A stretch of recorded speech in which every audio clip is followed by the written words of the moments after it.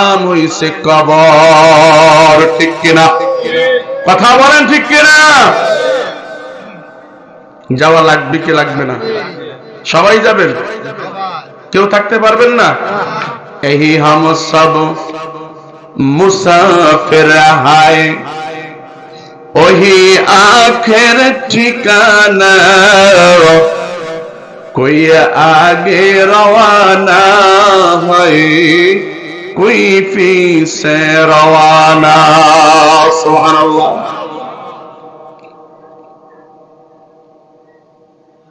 এই সিলসিলা জারি আছে, চলতেই থাকবে। ঠিক কিনা বলেন?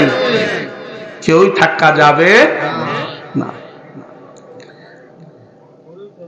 এজন্য মুসলমান ভাইরা, ওই কবর বড় ভয়ানক, ওই গর্তটাও বড় ভয়ানক।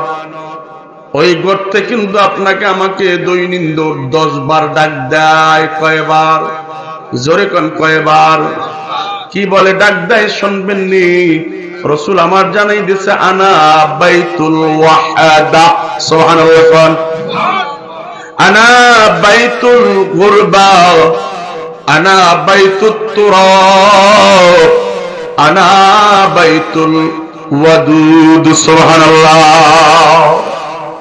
ওই গর্তটা, ওই ডাক আমরা শুনি না বিদায় আমরা জমিনের উপরে হাঁটা চলা করি, দাম্ভিক্য দেখাই, অন্যায় অত্যাচার করি।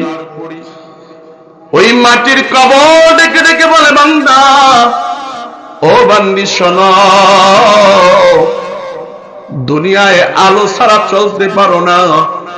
আমি কবরে যখন আসবে, তোমার আত্মীয় স্বজনেরা তোমাকে 3 টুকরো কাপড় পেঁচাইয়া, ডানে মাটি বামে মাটি নিচে মাটির বিছানা, উপরের দিকে তাকায়া দেখো কাঁচা বাঁশের কারখানা।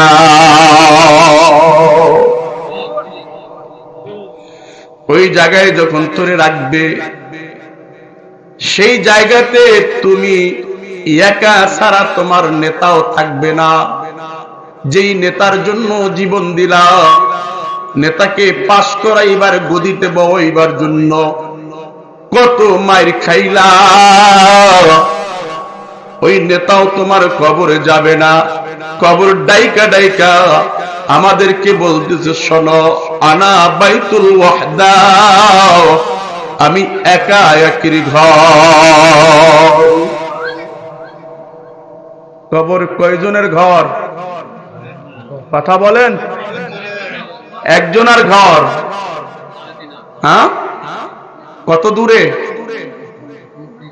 আমেরিকাতে